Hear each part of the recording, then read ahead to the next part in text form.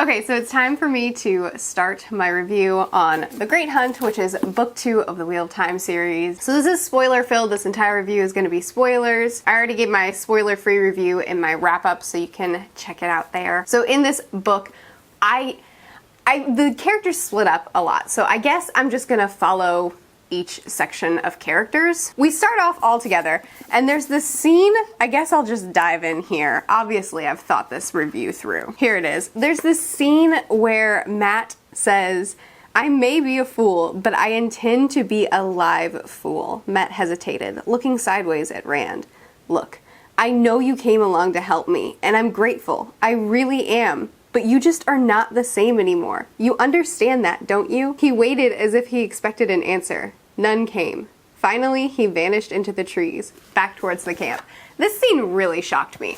After everything that Rand and Matt went through in book 1, specifically everything that Matt went through and how Rand had to basically carry the guy through half of the book, Matt really lost himself in book 1, and Rand was there for him, and he did so much for his friend. And when things really start going wrong with Rand, I mean, when Rand like admits to them, "All right, here's what's going on with me, here's my situation, here's why I've been an absolute butt to you," one of my least favorite tropes, "I need to leave you, so I'm just going to treat you like a horrible person, make you feel terrible about yourself to get you to let me leave." Hate that trope. Rand did it because Rand sucks. Rand doesn't suck. He's just, he hasn't won me over yet. Anyway, back to the point that I'm making. After Rand finally reveals, "All right, this is why I've been acting this way, this is why I feel this way, it's because I'm going through this stuff, I'm in a bad position." And Matt's like, "Peace, it was nice knowing you, you've been a good friend, but you're not the same." I'm sorry, who of the two of them is not the same? Granted, Rand's changed, but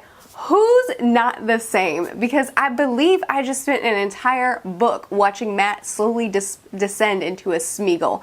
So I'm a bit confused, I guess, into a Gollum. I'm a bit confused about who's not the same Matt. Anyway, that really shocked me. After everything that Matt and Rand went through together, I really loved their dynamics in book 1, and I loved watching the two of them take turns carrying each other through different situations. And I was just really surprised when Matt just like bailed on him at the first sign of, "Ooh, I might die here." Matt, you ignorant buffoon. Okay, what happened next? Let's look at my tabs. So I guess really the beginning of the book super focuses on the training of Aes Sedai, which, yes. When we first entered this book and we got to know a little bit more about the politics and the relationships and the culture of Aes Sedai, instantly I was like, I would take a whole book of this. I love this. This is what I want. I'm really glad we got so much detail about how the Aes Sedai live together, work together, how they function, what their traditions and values are. I loved getting to know them more. And I loved the training side of this novel, how Egwene and Nynaeve were being trained, and it was brutal and it was harsh and it was terrible. And I loved seeing that side of the culture of this world. I know a lot of people hate on the women in these books. I've heard a lot of people just outright say, "I hate all women in Robert Jordan's books." I don't feel that way at all. I really like these layered, flawed women. I like the guys too. I think that all these characters are really well written, minus Rand. He's still pretty bland. But I don't know. I don't get it. Nynaeve is so headstrong and stuck in her ways and resistant of who she truly is. And then as she has to go under this training, she deals with this conflict, this inner conflict of, I don't want to be this, and yet I'm so drawn to this power. I refuse to be treated the way these Aes Sedai that are trying to train me treat me, and yet I'm so equipped at this and could be great if I let myself. I love her inner turmoil. I love what she's going through and how she handles it. I love her fierce protectiveness of all these kids, 20-year-olds kids, that she feels are her family, and she feels a responsibility and love toward. Her character, Nynaeve's arc in this book, is awesome. She starts out as this like still immature, headstrong woman who's just been rejected by the guy that she loves and wants to still, I don't know, just she moves on from this place that she was at the end of book 1 into this woman that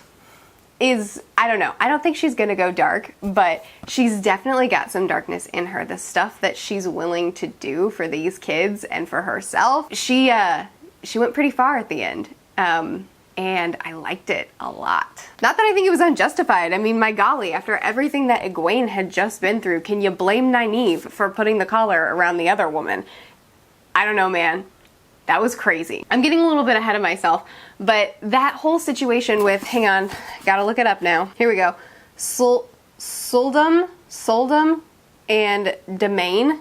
That whole, the whole dynamic between those types of people really got me, and I really want to learn more about that. So Rand spent this book essentially figuring out how little power and control he had on his life and resisting it. Realizing that he really is the chosen one and resisting it. And that's really the point that Robert Jordan is trying to make, that he hinges this whole series on, as far as I know, or at least the beginning of the series on, is to have a young man be the chosen one and resist it. Have a more realistic response to something that isn't appealing in the slightest. But it wasn't until Selene came on the page that I finally got really interested in what they were doing. So Selene was a character that really mystified me. The second we met her character, I initially thought, oh, okay, she's also an Aes Sedai, because as soon as Rand and Loyal met her, they were both really entranced and mystified by her in a very similar way to how the three guys reacted to Moraine when they first met her in the Two Rivers. When they first met Moraine back in the Two Rivers, they were all completely enamored by her and would do anything that she asked them to do. And so when Selene met them and both Rand and Loyal were infatuated by her, saying impulsive things, wanting to kiss her, thinking about her, it was very much like she had some sort of control over them, some sort of ability to push on their emotions. So I just assumed she was Aes Sedai, since their reaction to her was so similar to the reaction to Moraine when they first met her. But then she vehemently said, I am not Aes Sedai. So okay, I believe you that you're not Aes Sedai, but you gotta be something like an Aes Sedai, right? So I just assumed that she was going to be this new type of character that we were first introduced to in this series and that we had never seen before, and she was going to open up a whole new section of this world.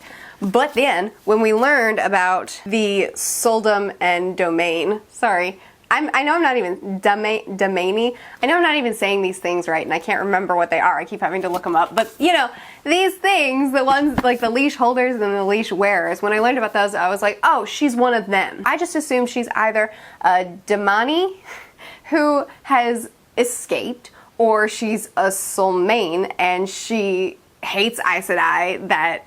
I don't know. Am I wrong? Am I just completely misunderstanding everything? I was like sure that she was one of these two things.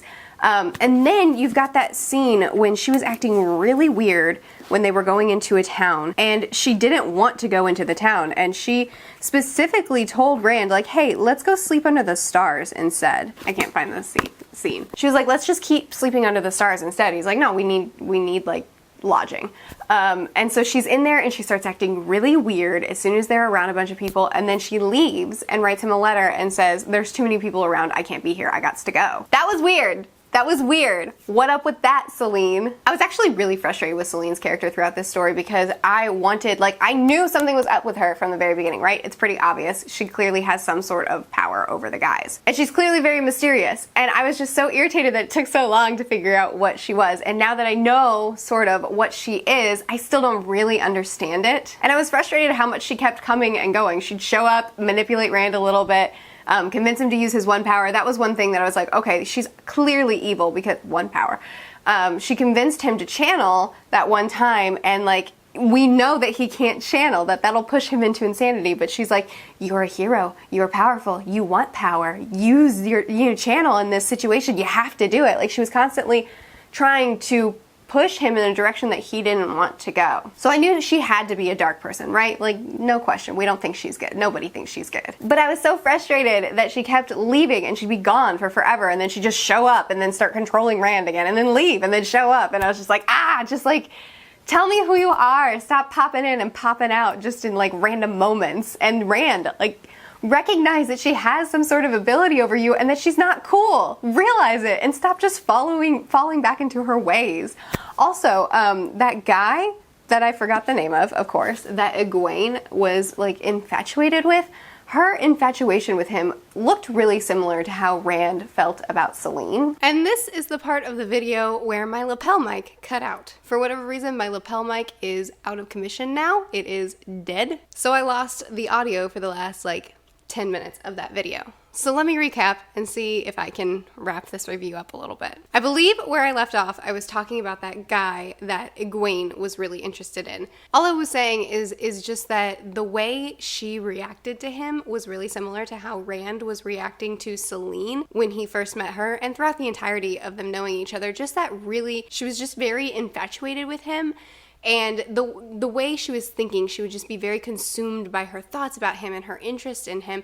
And then she would say, oh, but Rand, I love Rand. I'm interested in Rand. But then she would spend more time with him and be infatuated with him again, which is very similar to how Rand was, where he'd be really consumed by Selene. And then he'd be like, what am I thinking? I love Egwene. What if Egwene heard me thinking like this? So I don't know if that's just Robert Jordan's way of writing 20-year-olds who are conflicted about their feelings for different people. I don't know if that's just the way he writes it, so that's why it looks exactly the same, or if there's something there and that guy actually is something related to Selene.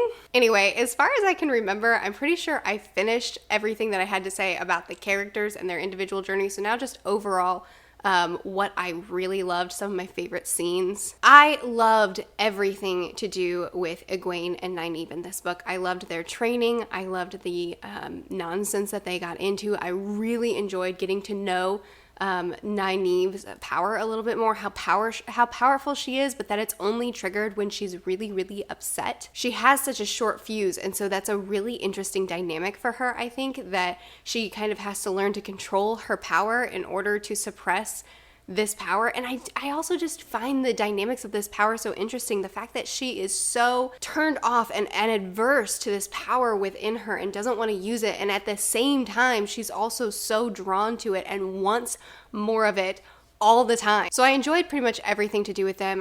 When Egwene was captured and tortured, and then the whole process of rescuing her, all that was so fascinating to me. But then the entire ending sequence was unbelievable when they blew the horn, and oh my goodness, that entire battle was unbelievable, so well written and so engaging. I was definitely, that last like 100 pages, I was on the edge of my seat with this book. It was such a good ending. I think this entire book as a whole was just really great. A lot of deeper exploration of the characters, a lot of character growth and development. Really saw these characters change a lot. I already talked about Nynaeve, but Rand too. I really appreciate that he went, I can't remember if I said this in the part of the recording that you've already seen. I can edit this. I really appreciated that Rand was, he started off as like this farm boy that didn't want to be the chosen one, and spent the entire book fighting that, and then by the end he came around to, okay, accepting this is just the way it is. What can I do to be great at it? There's so many things that were just really played out well in this book. A lot of character growth and a lot more expanding on the world and the magic system, which I want more of all the time. I want more of that. But that ending sequence, that last battle, was absolutely, it was so well written. It was such an explosive, well done ending to this novel.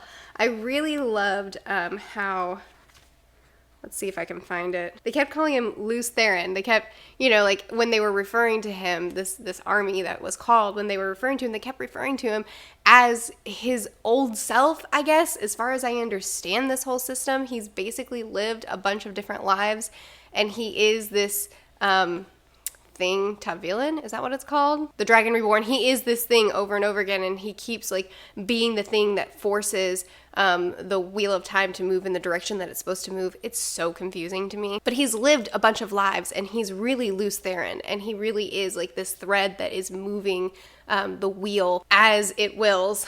I have no idea the correct way to say any of this because it's still so confusing to me. So like then he calls these, I guess, like ancient beings essentially that come to save the day, to fight the battle, and they keep calling him Lews Therin. They keep calling him by his true name. And I loved that every time they talked to him, he was like, my name is Rand al'Thor, and then he'd answer their question, and then he'd reply to them. I loved that little exchange when he told them, okay, so I need you to go save this girl. Her name's Egwene.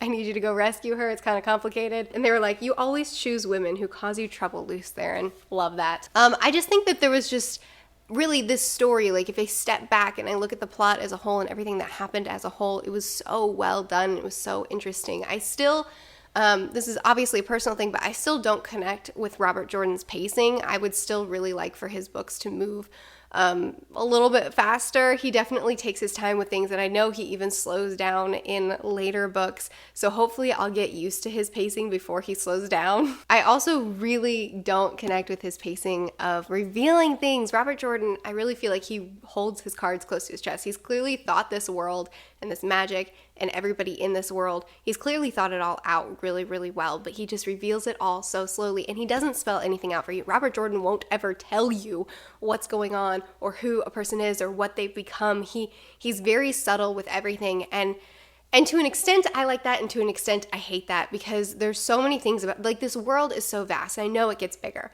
but this world is so vast, and I love that everybody in this world has the potential to be anything. It's really great that when I meet a new character or a character starts displaying new things, they could be anything. It could be anything. We're not bound to what we already know. Like when I realized that Rand was Ta'Viren, I think is what it's called.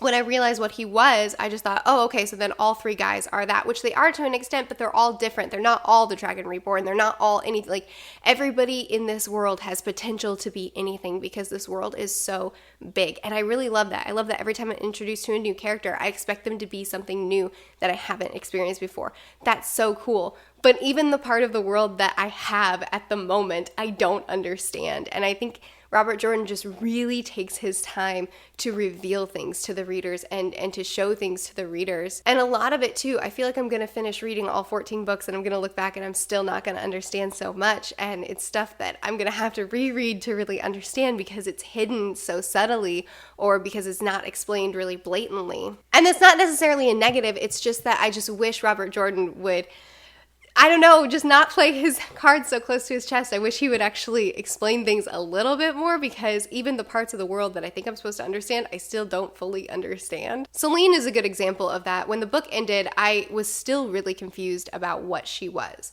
My friend Noshi, I actually ended up messaging him and I was like, can you just explain this to me? Because I don't get, like, what is she? I mean, I get that she's, Lews Therin? Is that what she's called? Dadgummit, I can't remember. So Lanfear is... Lanfear, that's it, Lanfear. Okay, so she's so Selene is Lanfear. Got it. Cool. What does that even mean? Like, who's Lanfear?